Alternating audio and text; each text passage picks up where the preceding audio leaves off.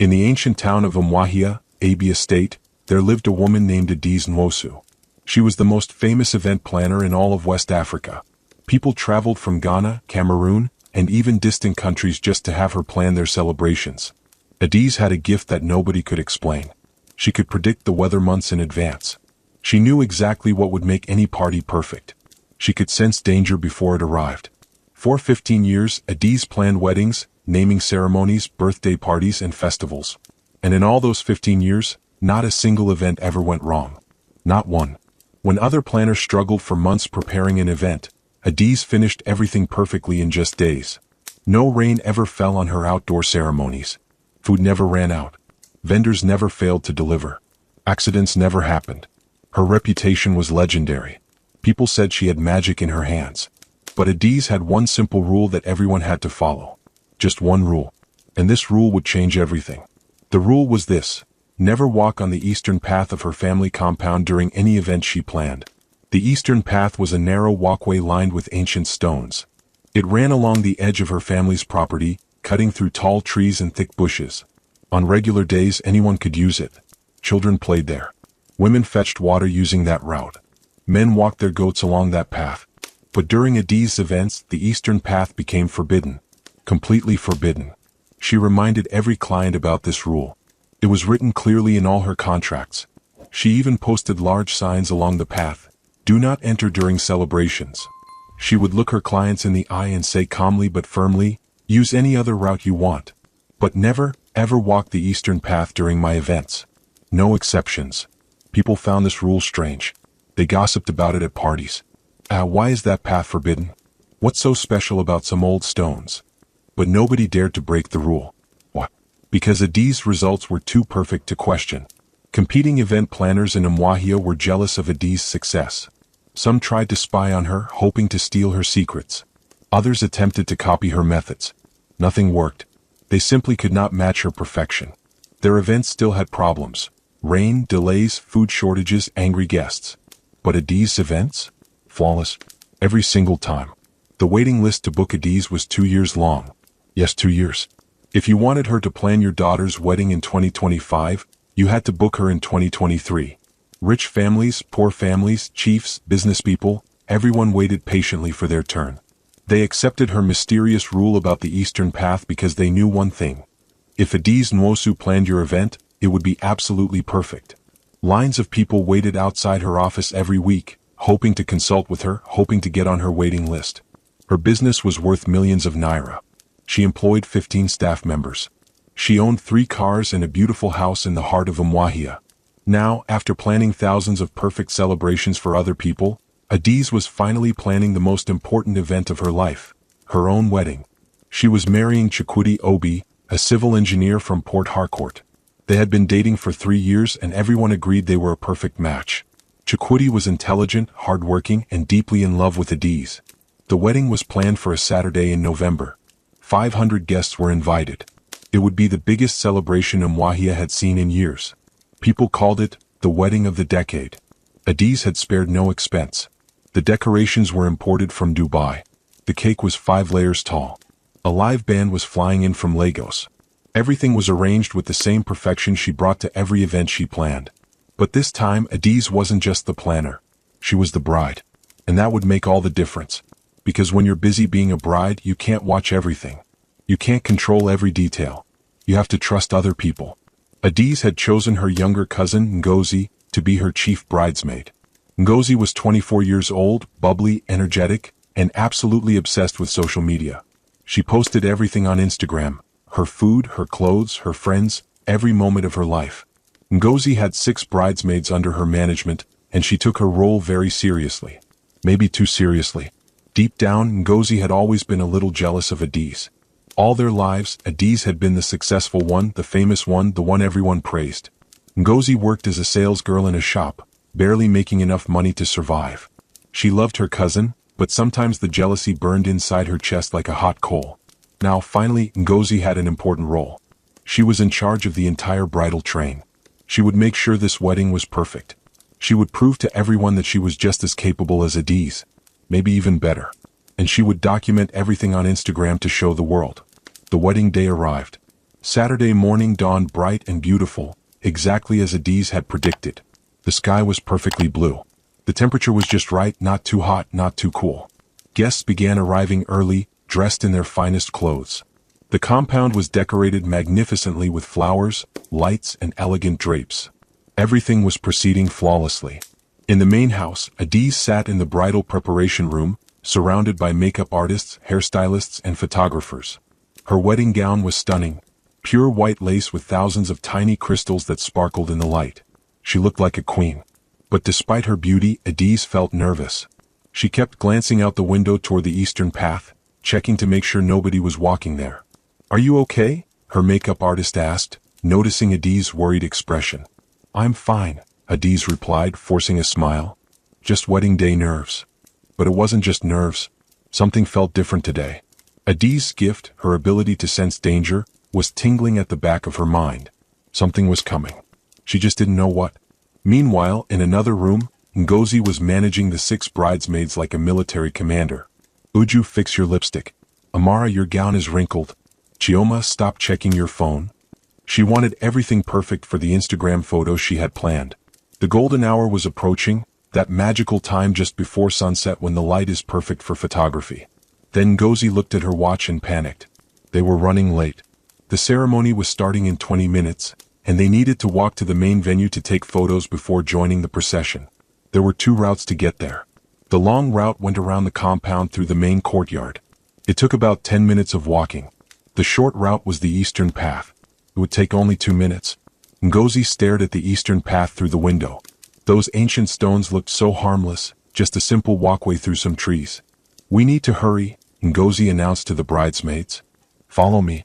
We're taking the eastern path." One of the older bridesmaids, Ada, gasped. "Ngozi, no." Adaeze specifically said. Ngozi cut her off sharply. "Adaeze says a lot of things. I've lived in this compound my whole life. I've walked that path hundreds of times. It's just stones and dirt. There's nothing special about it. Besides, we're late. We need to get to the venue now for the golden hour photos, or we'll miss the perfect lighting." The other bridesmaids looked uncertain. They had all heard about Adaeze's strict rule. They had seen the signs posted along the path. But Ngozi was the chief bridesmaid. She was in charge. And they were indeed running late. "Come on," Ngozi said, already walking toward the door. "Adaeze is busy being a bride today. She won't even notice. It's just this one time. What's the worst that could happen?" Ada tried once more. "But Ngozi, the rule exists for a reason. We should just take the long way." "We don't have time for your superstitions, Ada," Ngozi snapped. She pulled out her phone, ready to record. "Now let's go. I want to film our walk for my Instagram story. My followers are waiting." Against their better judgment, the 6 bridesmaids followed Ngozi toward the forbidden eastern path. Without thinking twice, without any hesitation, Ngozi stepped onto the ancient stones of the eastern path. The 6 bridesmaids followed behind her, their phones out, recording themselves, laughing and chattering excitedly about the wedding. Their high heels clicked against the old stones. Their colorful gowns swished in the afternoon breeze. They were completely unaware that they had just made a terrible, terrible mistake. The moment all 7 pairs of feet touched the ancient path, something changed. The air suddenly became cold, as if someone had opened a giant freezer. The birds that had been singing in the trees went completely silent.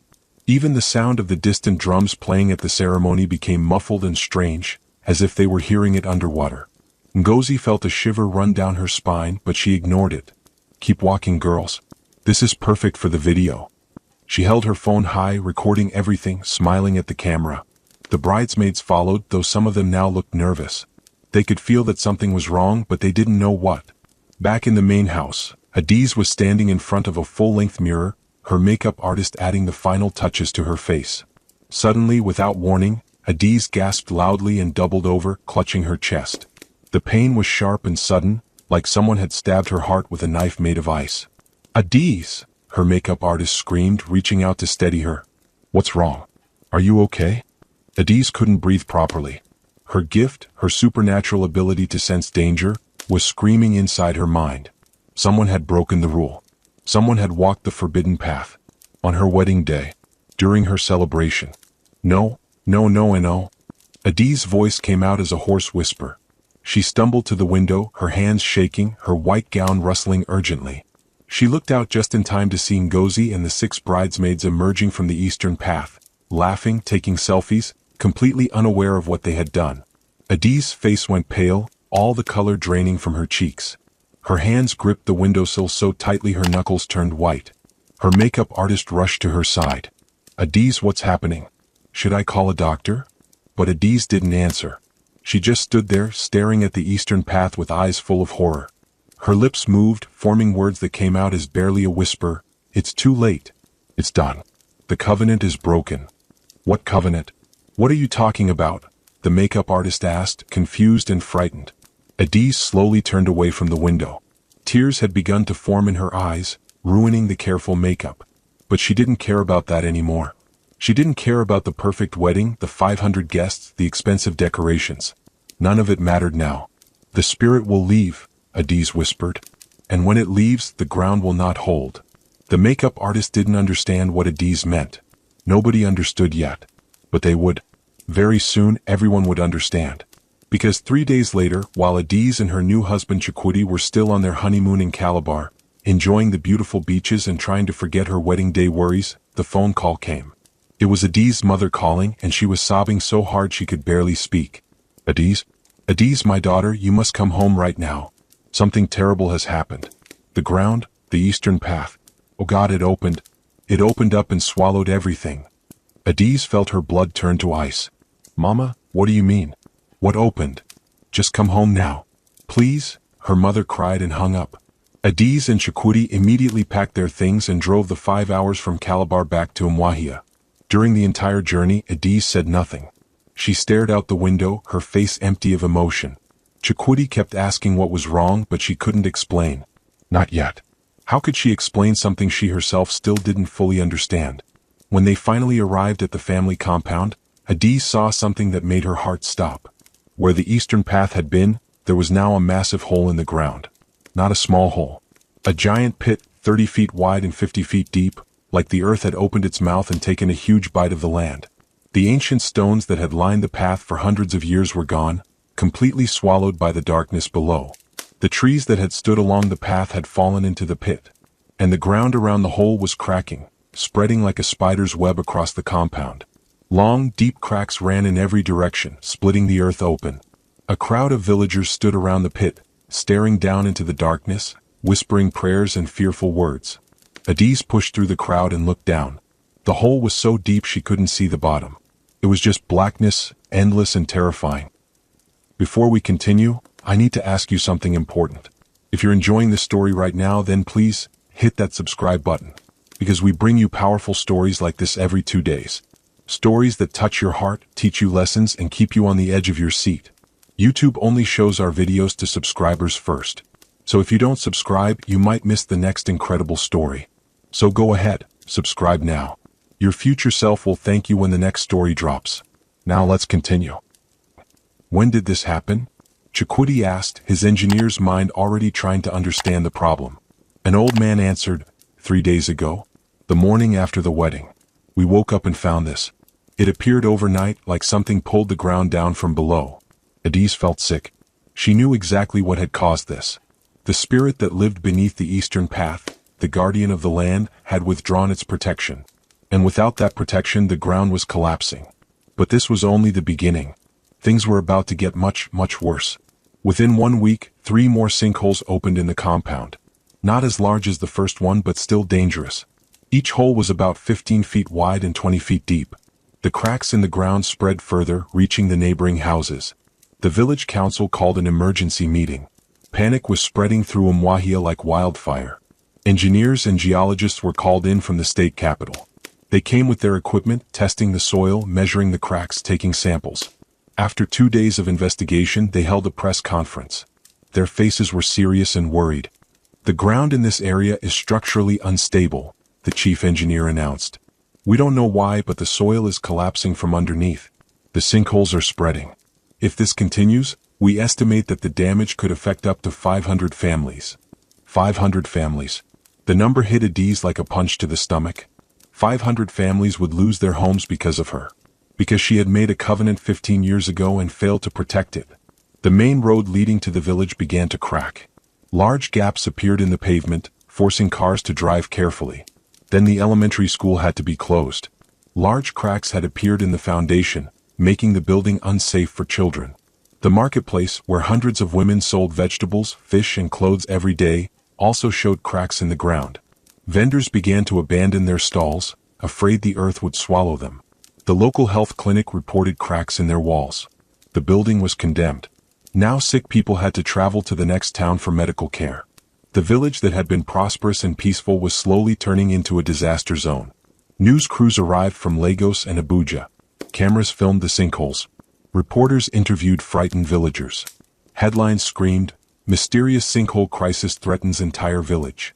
And Adaeze's reputation, the perfect reputation she had built over 15 years, crumbled overnight. Clients called her, angry and afraid, canceling their events and demanding refunds. "You couldn't even protect your own wedding," they shouted. "How can we trust you with ours?" The gossip spread faster than the cracks in the ground. People whispered, "I always knew that Eastern Path rule was evil juju. She was doing something dark and now it's coming back to punish her." Adaeze's business empire collapsed completely. Her staff quit, afraid to be associated with her. The contracts dried up. The waiting list that had once been 2 years long was now empty. Her bank accounts, once full of millions, began to drain as she paid refunds and legal fees. Her reputation was destroyed. The woman who had never failed at anything was now known as the woman who brought disaster to an entire village. Chukwudi watched his new wife fall into deep depression. She stopped eating. She barely slept. She would sit for hours staring at the growing sinkholes, tears running down her face. He tried to comfort her, but she pushed him away. "This is my fault," she would whisper over and over. "I brought this curse upon everyone." One night, unable to bear her pain any longer, Chukwudi sat down beside Adaeze and took her hand firmly. "Tell me the truth. Tell me everything. What is really happening here? Why did the ground open? What is this covenant you mentioned on our wedding day?" And finally, after days of silence, Adaeze told him the whole story. She began from the beginning. 15 years ago I was 20 years old. I had just started my event planning business. I was so excited, so hopeful. My first big job was a wedding for a wealthy family.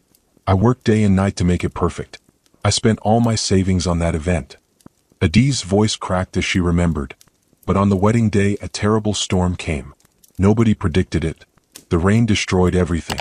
The decorations, the food, the sound system, everything. The family sued me. I had to pay them back every naira they had spent, plus damages. I lost everything. I was broken, hopeless, drowning in debt. She paused, wiping tears from her eyes. That's when I went to see MMA Okoroafor. Chukwudi's eyes widened. The old woman who died 2 years ago? The one people said was a keeper of ancient traditions. Adaeze nodded. Yes. She was the oldest person in the village, over 90 years old. She knew things that had been forgotten, secrets passed down from our ancestors. I went to her house late at night, desperate for help. I told MMA Okoroafor my problem. I begged her for help. She looked at me with those ancient eyes and said, "There is a spirit that lives beneath the Eastern Path. It is called Anindu, which means the ground of life. It is the guardian of this land." Adaeze continued the story, her voice barely above a whisper. MMA Okoroafor told me that long ago, our ancestors made a pact with Anindu. The spirit would protect the village, make the land prosperous, keep the ground stable and strong. But in return, the spirit's resting place beneath the Eastern Path must never be disturbed during times of great celebration. During times of joy. Why during celebrations? Chukwudi asked, confused. Because joy attracts malevolent forces, Adaeze explained. Happiness draws the attention of evil spirits that feed on envy and want to destroy good things. Anindu protects us by remaining undisturbed during celebrations. When the path is empty during our happiest moments, the guardian spirit can focus all its power on keeping evil away and keeping the land stable. Chukwudi began to understand the horror of what had happened. Adaeze went on. MMA Okoroafor said she could petition Anindu to grant me a gift. The gift of foresight and perfect planning. The ability to predict weather, to sense danger, to know exactly what would make any celebration flawless. But there was a condition. I had to enforce the ancient rule. I had to make sure that during every event I planned, the Eastern Path remained empty. Nobody could walk on it during celebrations. And if the rule was broken? Chukwudi asked, though he already knew the answer. If the path was walked during any celebration I planned, the protection would break. Anindu would retreat, would leave its post. and the ground, which has been hollowed by centuries of the spirit dwelling beneath it, would collapse. Tears poured down Adaeze's face. Mma Okoroafor warned me. She said, Adaeze, this isn't just about you. If the spirit leaves, the entire village is at risk. The land will not hold. But I was young and confident. I thought I could control everything. I thought nobody would ever break my rule. So I agreed to the covenant. And for 15 years it worked, Adaeze said bitterly. 15 years of perfection. 15 years of success. But on my own wedding day, when I couldn't watch everything because I was the bride, Ngozi broke the rule. She walked that path with all 6 bridesmaids. And now, she gestured toward the window, toward the expanding sinkholes that were destroying her village. Chukwudi sat in silence for a long moment, processing everything his wife had told him. Then he asked, Can we fix this? Can we bring Anindu back? I don't know, Adaeze said hopelessly. Mma Okoroafor died 2 years ago. I went to other traditional priests and they all told me the same thing. The spirit has withdrawn. The covenant is broken. They don't know how to call it back. The government engineers are working on evacuating 500 families. Children are out of school. The marketplace is closed. The clinic is condemned. And it's all my fault. Adaeze stood up and walked to the window, looking out at the destruction. I've accepted it, Chukwudi. I've accepted that my pride and ambition have doomed an entire village. There's nothing left to do but wait for the ground to finish collapsing. But Chukwudi wasn't ready to give up. He was a civil engineer, trained in soil mechanics, foundation work, and structural analysis. He had spent his whole career solving problems that seemed impossible. He stood up and walked to his wife, turning her around to face him. Listen to me, Adaeze. If this was just a normal geological problem, yes, the government engineers could solve it. But this isn't normal. This is both spiritual and physical. The land is collapsing because the spirit left, yes. But maybe, just maybe, we can bring it back. How? Adaeze asked without hope. You told me that Anindu protects through structure, through holding the ground together. What if I can rebuild what was broken? Not just spiritually but physically too. What if we rebuild the eastern path exactly as it was, using the original stones but with modern support underneath? What if we combine ancient respect with modern engineering? For the first time in weeks, a tiny spark of hope appeared in Adaeze's eyes. Do you really think that could work? I don't know, Chukwudi admitted. But I know we have to try. I didn't just marry you, Adaeze. I married into your story, your village, your covenant. We'll fix this together. They immediately began working on a plan. First, they needed to find someone who knew about the original covenant, someone who might know how to restore it. They spent an entire week traveling to 6 neighboring villages, interviewing elders who had known Mma Okoroafor. Finally, in a small village 2 hours away, they found Papa Eze. He was 94 years old, completely blind, but his mind was sharp and clear. When they told him their story, he nodded slowly. I knew Mma Okoroafor, Papa Eze said in a creaky voice. We were children together many, many years ago. She told me about Anindu. Yes, I know how to call the spirit back. Adaeze and Chukwudi leaned forward eagerly. Please tell us, they begged. Anindu doesn't want worship or sacrifices, Papa Eze explained. The spirit wants only acknowledgement and respect. The eastern path must be restored using the original stones. Not new stones. Not concrete. The original ones. And it must be done during a ceremony of reconciliation, where the whole village asks for forgiveness and pledges to respect the covenant again. But the original stones are buried in the sinkhole, Adaeze said, her hope fading again. They're 50 feet down in the darkness. How can we possibly retrieve them? Papa Eze smiled slightly. Then you must go down and retrieve them. You must enter Anindu's domain and ask permission to rebuild. Show the spirit that you are willing to face your fear, to descend into the darkness you created, to do the hard work of restoration. The following week, Chukwudi organized an operation to descend into the main sinkhole. Using his engineering knowledge, he set up ropes, safety harnesses, and proper equipment. The villagers thought they were crazy, risking their lives by going down into that cursed pit. But Adaeze and Chukwudi were determined.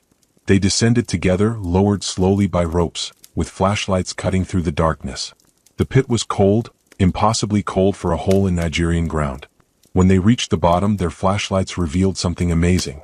The ancient stones were there, perfectly intact, arranged in a beautiful spiral pattern, as if they had been carefully placed and were waiting to be found.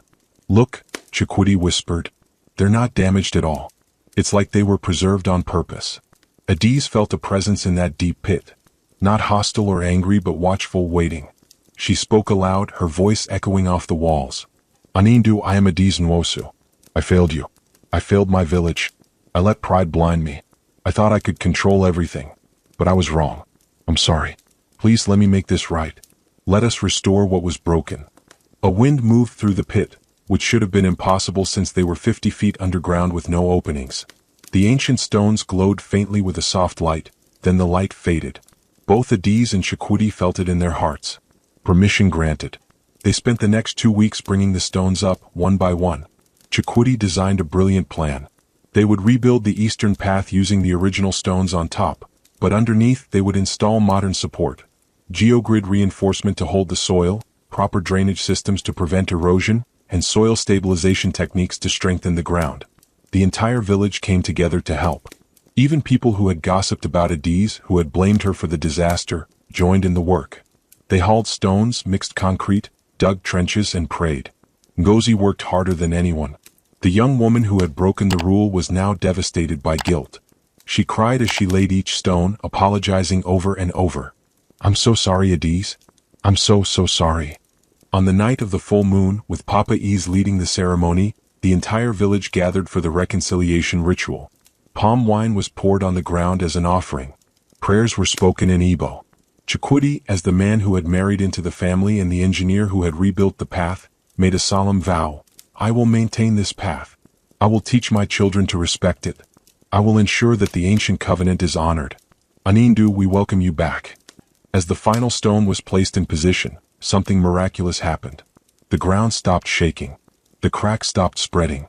Everyone felt it, a sense of peace settling over the land like a warm blanket. The sinkholes didn't close up magically. That would take time and work. But they stopped growing. Government engineers returned and were amazed. The ground had somehow stabilized. They worked with Chukwudi over the next 6 months, filling the pits, rebuilding homes, and restoring the village. Adaeze could never return to event planning. The trauma was too deep. But she and Chukwudi started something new, a disaster prevention consulting firm called Ndu Safety Solutions. They combined traditional knowledge with modern engineering, helping communities identify risks before they became catastrophes. The Eastern Path became known as the Path of Second Chances. People came to visit it, to learn its story. And every week, Adaeze walked that path, maintaining it with reverence, remembering what she had almost lost and what she had gained: humility, wisdom, and a partner who loved her enough to descend into darkness with her. So if you attended a wedding and the planner told you, don't walk on that path, but it was the shortest route and you were running late, would you obey or would you risk it? Leave your response in the comments section. If you found this story of redemption and second chances interesting, click the link to watch more incredible African folktales. Thank you so much for watching. See you in the next story. Bye.